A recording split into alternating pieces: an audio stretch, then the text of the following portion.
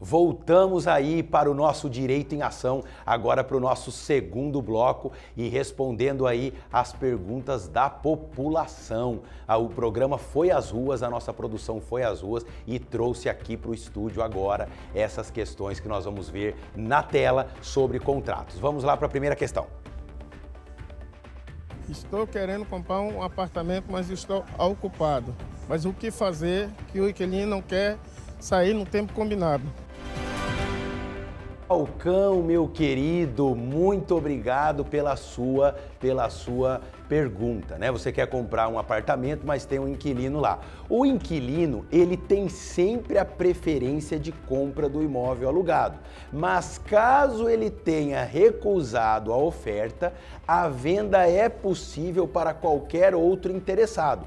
Após a compra, caso o inquilino não mude voluntariamente no prazo determinado, será preciso mover uma ação de despejo, Falcão. Infelizmente, se você comprou e o inquilino não mudou no prazo combinado, você vai ter que entrar com uma ação de despejo. Falcão, muito obrigado pela sua pergunta, muito obrigado pela sua participação no programa. É muito importante sempre a população participar aqui conosco. Vamos lá para a segunda pergunta, o Direito em Ação nas ruas. Olha lá. Eu comprei um apartamento na planta e ele não foi finalizado a obra, entendeu? O que eu devo fazer? Franco, muito obrigado pela sua pergunta, muito obrigado pela sua participação aqui no nosso programa. Bom, este é um dos casos do porquê é necessário que haja orientação especial antes da assinatura do contrato. É nele que estarão especificadas todas as cláusulas e regras que regerão o processo de compra e que orientarão qualquer atitude jurídica, respeitando, obviamente, o descumprimento da interrupção dos prazos. Então, no prazo combinado, o comprador tem direito à indenização. No entanto, o valor dependerá dos termos do contrato. Se quem comprar o imóvel, obviamente, aí eu tenho uma relação de consumo. Falcão, excelente pergunta. Então você precisa analisar o contrato. Se for o caso, Falcão, buscar aí um profissional da advocacia, um advogado, um profissional da área jurídica para a sua orientação é muito importante. Nesse contrato estarão todas as cláusulas. A cláusula de multa em caso de descumprimento e aí, obviamente, se isso não for resolvido de forma extrajudicial, ou seja, sem a intervenção da justiça, você vai ter que, através de um advogado, ingressar com uma ação e aí buscar o seu direito na vara civil. Vamos aí discutir isso no âmbito judicial e com certeza, se foi combinado, assinou o contrato, está pactuado em contrato e não foi entregue, você terá, obviamente, o seu direito resguardado. Vamos lá, mais uma pergunta diretamente das ruas aqui para o programa Direito em Ação. Olha lá. Qual a importância do contrato de prestação de serviços? Luciene, muito obrigado pela sua pergunta. A função do contrato de prestação de serviços é estabelecer um acordo comum, com validade jurídica, onde são estabelecidas responsabilidades e deveres que regem a relação. Quem solicita o serviço, o tomador, e quem presta o serviço, o contratado. Ele garante ao tomador que, se as condições acordadas não forem cumpridas, o resultado do serviço contratado será conforme suas expectativas, também protege a empresa ou pessoas contratantes de serem acionadas na justiça. Por causa de algum ato ilegal que o contratado cometa, por exemplo, você, por exemplo, contrata lá um serviço de telefonia. Esse serviço não é prestado da maneira adequada. Como é que eu vou reclamar alguma coisa? Como é que eu vou saber que eu deveria ou não deveria ter exigido ou qual foi o serviço que eu contratei? Através do contrato. Então, o contrato de prestação de serviços é algo fundamental.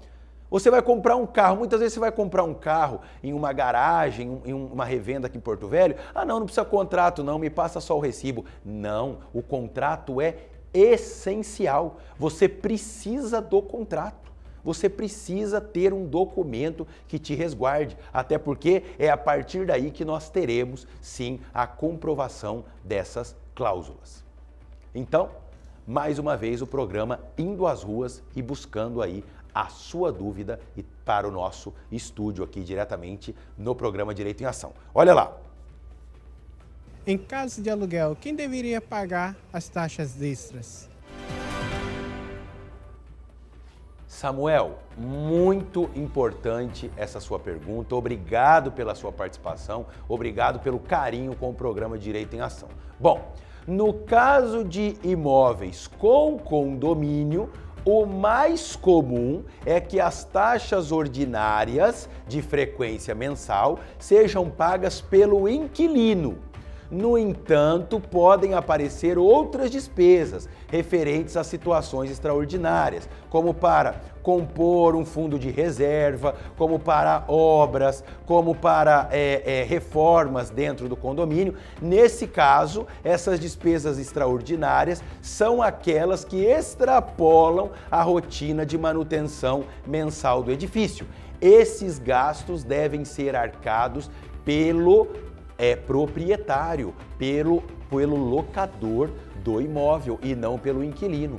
Muitas vezes você não sabe disso, mas o fundo de reserva lá do condomínio que você paga, caso você esteja pagando e isso não tenha sido acordado previamente com o proprietário, esse fundo de reserva é de responsabilidade do proprietário e não do inquilino. O inquilino paga somente o condomínio, ou seja, o rateio mensal. Lá no condomínio tem sempre fundo de reserva, R$20, R$30, R$50. Este valor é por conta do proprietário. O proprietário deve arcar com isso. Então, caso você esteja pagando esse fundo de reserva lá no seu condomínio, você pode sim fazer um requerimento junto ao proprietário ou à imobiliária, pedindo aí os valores devolvidos e corrigidos monetariamente.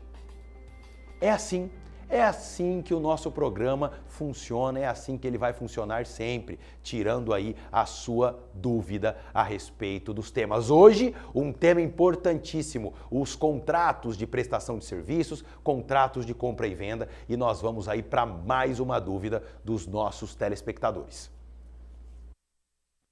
Como deve ser feita a entrega do imóvel que eu estou alugando? Josimara, querida, muito obrigado pela sua participação, muito obrigado por acompanhar o programa Direito em Ação aqui às terças e quintas. Bom, geralmente o próprio contrato de locação, olha a importância dos contratos, estipula um prazo para que, em caso de despejo ou em caso de entrega, o inquilino e o proprietário possam se preparar para entregar o imóvel. Já se houver descumprimento do contrato, uma multa pode ser aplicada, sendo que seu valor deve estar previsto no contrato. De qualquer forma, a intenção de entrega do imóvel deve ser notificada por escrito, com antecedência mínima, geralmente de 30 dias. Depois disso, a desocupação do imóvel deve ser imediata, entregando as chaves com comprovantes de pagamento de todas as últimas contas de energia, água, luz e todas as despesas que foram acordadas. Realizada para averiguar se o bem está sendo entregue nas mesmas condições que for alugado, nós temos a vistoria. Essa vistoria é importantíssima e você, inquilino, e você, proprietário, deve acompanhar a vistoria feita pela imobiliária. Isso é muito importante. É a partir daí que nós temos exatamente todas as cláusulas de entrega, de recepção e de devolução do imóvel. E é assim que nós vamos no nosso programa. E temos mais uma dúvida agora de uma trabalhadora aqui da nossa cidade de Porto Velho, trazendo aí a sua dúvida para o nosso Direito em Ação. Olha lá. O que eu incluo no contrato de serviços? Edivânia, minha querida, muito obrigado, né? Um contrato escrito é mais confiável e menos arriscado, porque não depende da palavra de uma pessoa contra outra. Um acordo formal favorece negócios e a segurança financeira da sua empresa ou então a sua própria segurança pessoal, para que você se resguarde. Muitas vezes o contrato verbal ele é válido, mas a comprovação é muito mais difícil do contrato verbal. Então, formalize, se organize. É importante que você tenha em mente que você está celebrando um contrato, um compromisso.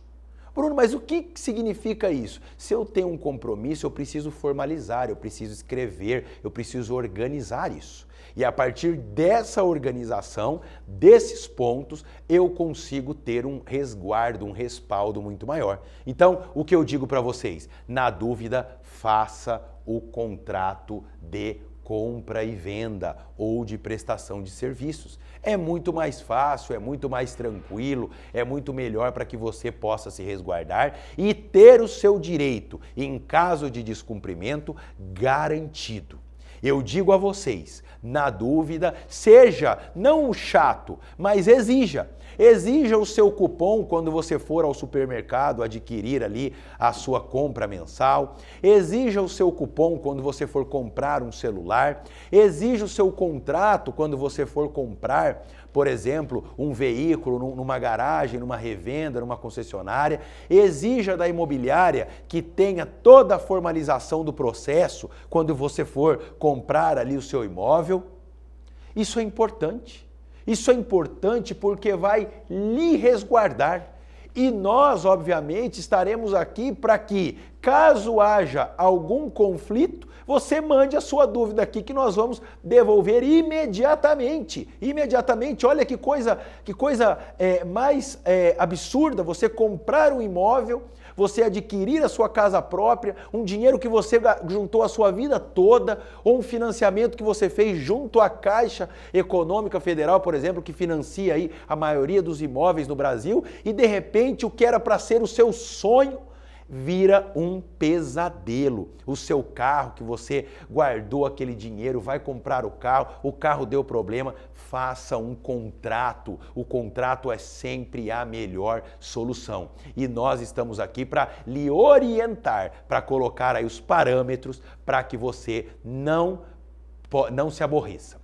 E, mais uma vez, eu passo para vocês os telefones do programa, o Instagram do programa, e mande o seu WhatsApp, mande a sua mensagem e mande o seu vídeo. Você que chegou agora, estamos no programa Direito em Ação, um programa voltado, um programa de utilidade pública para esclarecer as suas dúvidas a respeito de questões jurídicas. Mande o seu vídeo de até 30 segundos, mande a sua dúvida por escrito, mande o seu áudio e também nos adicione, nos siga lá no nosso Instagram, que nós estamos lá para lhe ajudar. Tranquilo? Vamos para o intervalo e voltamos já com o nosso convidado de hoje, o nosso grande advogado rondoniense, Dr. Felipe Pestana, que estará aqui para discutirmos os contratos nos dias de hoje. Muito obrigado e fique aí, não sai da tela, já voltamos.